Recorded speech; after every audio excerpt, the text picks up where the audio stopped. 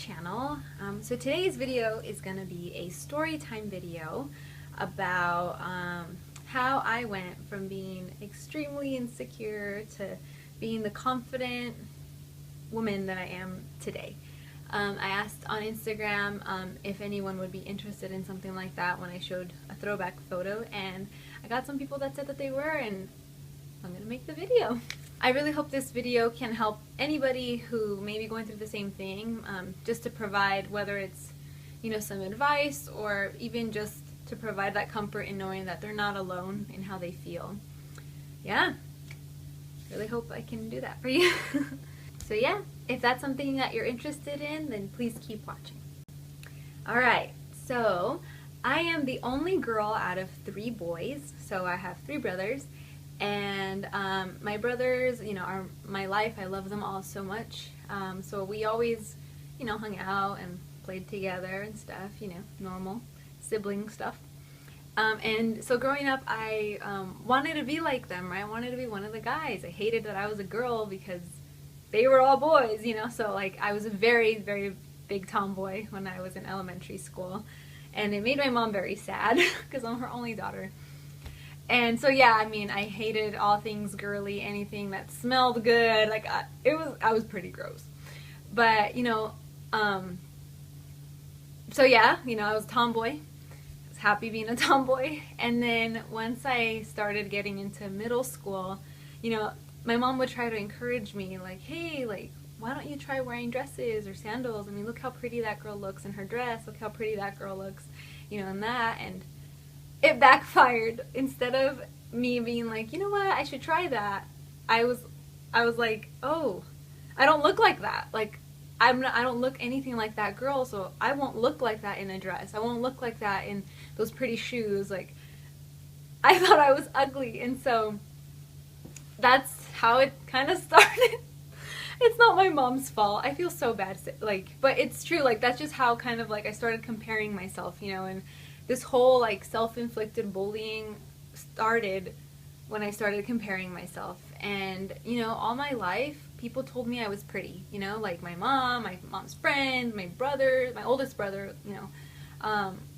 I was always told I was pretty, but I didn't believe it, because to me I was like, oh, you're my brother, like you have to say that, or you're my mom, like you're not gonna tell me I'm ugly, or you're my best friend, like you're not gonna say that to me. Like, so to me I just thought people were being nice, but so like even though they probably meant it, I didn't believe it. I was just too concerned with I'm not as pretty as this girl, I'm not as pretty as that girl, like I can't look like them, And so this happened, this was my entire like middle school and high school. And so in middle school I wasn't really too much of a tomboy anymore. I I wore Happy Bunny shirts and jeans, and it's kind of dorky. As that kid, with a rolly backpack till like 7th grade. And then my best friend she was a lot more hip. She was more in tune with like the trends, so she was like, you should get a JanSport backpack, and so I got one, and Anyway, so middle school, it was pretty dorky. I wasn't a tomboy anymore, and so, or not overtly, but yeah, then high school came, and I didn't change, I was the same. Instead of Happy Bunny, though, I wore like sweaters or, just cardigans. I was huge on cardigans and camis. I looked like a grandma. Like, I looked like Mandy Moore from A Walk to Remember. How she's like always in a sweater. Yeah, that was me. And so yeah, same thing. Like, nobody bullied me. Like, I was never bullied. No one ever said stuff to me. Just continuing to compare myself. And this time, like, I was comparing myself to girls that were already like developed, they were like 18 and already very like tall, and everything was there, like womanly, and I was this like little freshman, not, just it was not fun. So I didn't really like high school. My insecurities really like ate me, they were just eating me from the inside, and it was hard. There were many nights where I cried, where I would just cry myself to sleep, and I was just so upset, and I was getting really tired of feeling like that. And so when I started my junior year, I started doing a lot of community service work, a lot of volunteer work, because that's just always been on my heart. And so I was able to put together an event for foster kids, and like that changed me. Like that was one of the turning points to where I started getting a little bit more confident, and not in my appearance, you know, it had nothing to do with my appearance, but just knowing that I could do something, you know, that I could make a difference. And like it was amazing. Like it was this little private event that we had for some foster kids in Orange County, and I had a great time. The kids had a great time. I mean, it was great. And so from then on, I just started, you know, dedicating myself to like volunteer work and going to church, and you know, it was amazing. I mean, things were amazing junior year, and so senior year, I started getting more and more excited to leave high school. I was like, I couldn't wait to start this new person that I wanted to be. I couldn't wait to start experimenting with how much more I could do in life, how much more I could do for myself. And, you know, like in high school, it's so hard for some people because, you know, you've already like painted this image of yourself, so you feel like you can't change it, because then people will notice, and you know, you will get the attention that you're just trying not to have, you know. I didn't want to start being fashionable when people already knew me as like a non-fashionable girl, you know. I didn't want people to think I was a poser. It's so dumb, but you know, I mean, high school makes you feel that way sometimes.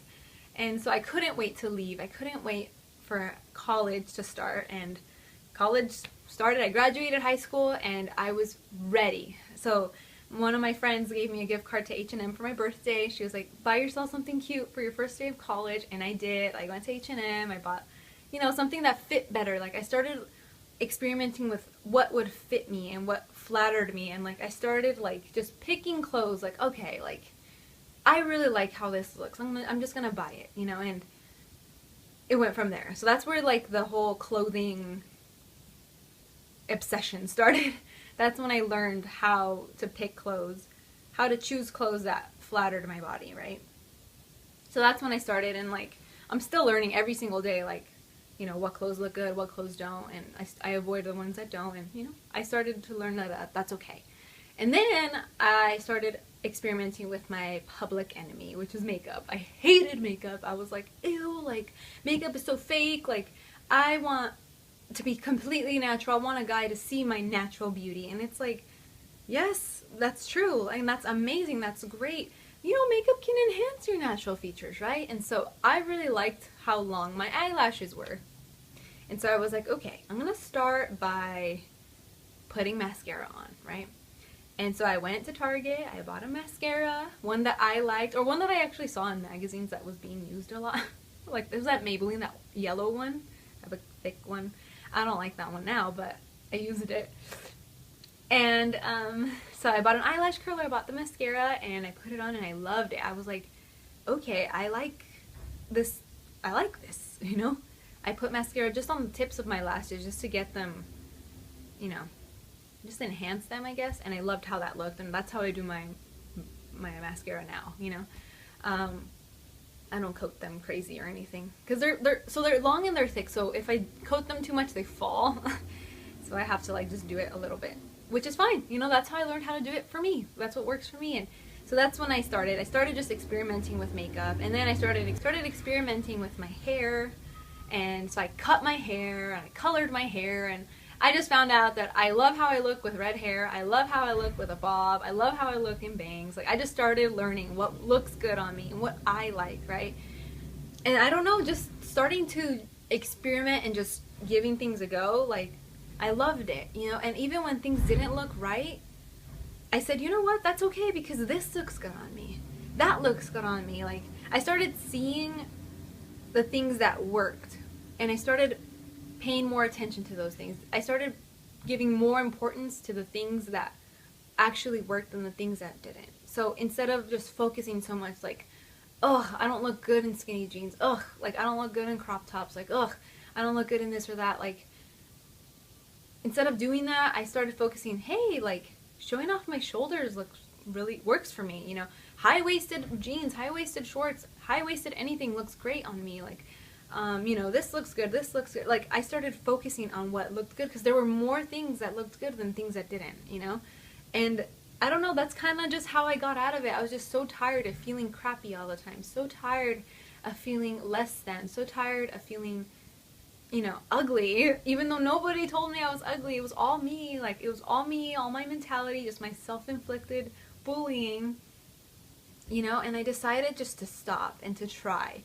And that worked for me. Like, you know, if you're just sitting there thinking, like, what the heck? Like, I was expecting this whole treatment or something. Like, I'm sorry, but that's how I changed. I just broke out of my shell a little bit and gave things a try.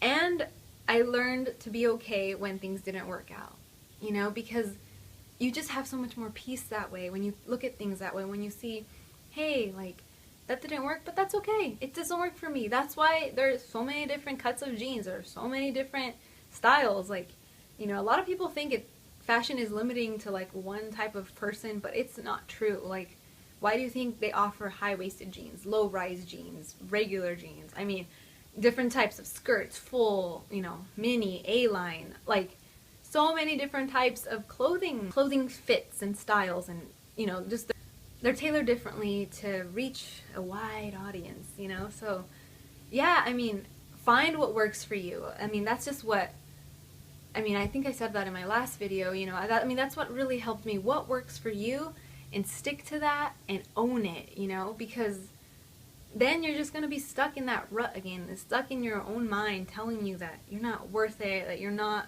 pretty, that you're not this, you're not that, because you don't look like that. It's like, no, I don't look like that because I look like me, you know, and no one else can look like me. Only I can look like me, right? Which is awesome. Like, I don't know.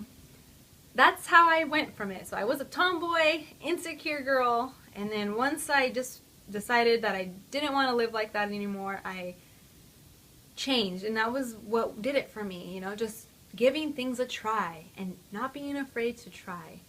So yeah, just to highlight what we talked about, give things a try. You know, if there's a haircut that you've been wanting to try, do it. If there's, you know, a hair color that you want to, you know, if there's a haircut or a hair coloring or anything that you want to try, try. If you want to try makeup, go for it. If you want to, you know, change your wardrobe, if you want to try a specific style or whatever you want to do, try it.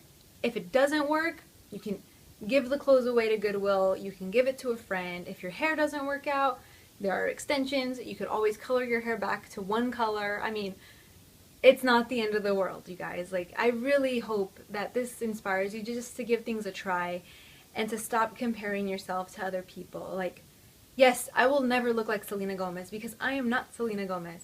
But then again, Selena Gomez can never look like me because she's not me, you know? So it's like, yes, there are these beautiful people in the world, and, you know, we can admire their beauty, but admire your own beauty too, because you are beautiful, you are perfect for you. You're the perfectly you that you can be. Nobody else can be you.